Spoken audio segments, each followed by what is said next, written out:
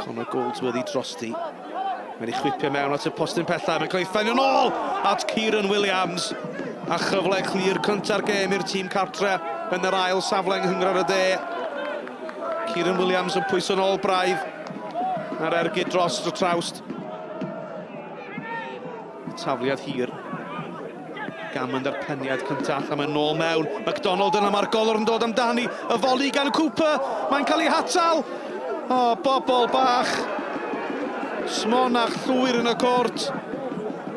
Wilson yn rhywsut yn arbed gyda'i droed mewn ffordd anghonfensiynol dros ben yr ergyd gan Luke Cooper. Mae McLagan yn methu manteisio ar y llinell. Gig Gornel yn isel. Mae'n cyrraedd Chris Evans a Kane McLagan yn atal hwnna i gorff tu ôl y bêl. Oedd hi'n ergyd dda gan yr amddiffynwr.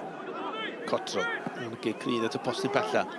Seinti i fyny amdani ac yn brwydro, a mae McLagan wedi defnyddio blaen i droed i roi'r Barri ar y blaen a sgorio i chweched gol ar hugain yng Nghyngor y De y tymor hwn.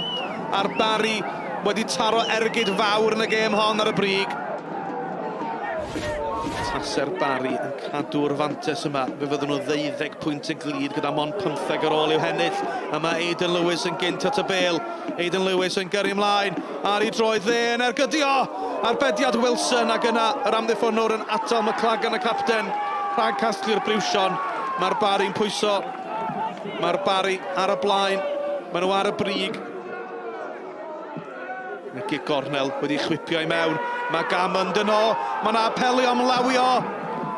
Mae yna ergyd. A mae honna heibio'r nod. Wel, mae'r ddau dîm yn cwyno. Pwy a wyr be ddigwyddodd fan hyn. Oedd y bêl na wedi cael ei dal i fyny ar ysgwydd neu llaw rhywun. Ni wedi chwarae 12 munud a hanner dros y 90. Y Gig Gornel! A dwi'n credu bod hi'n syth i mewn!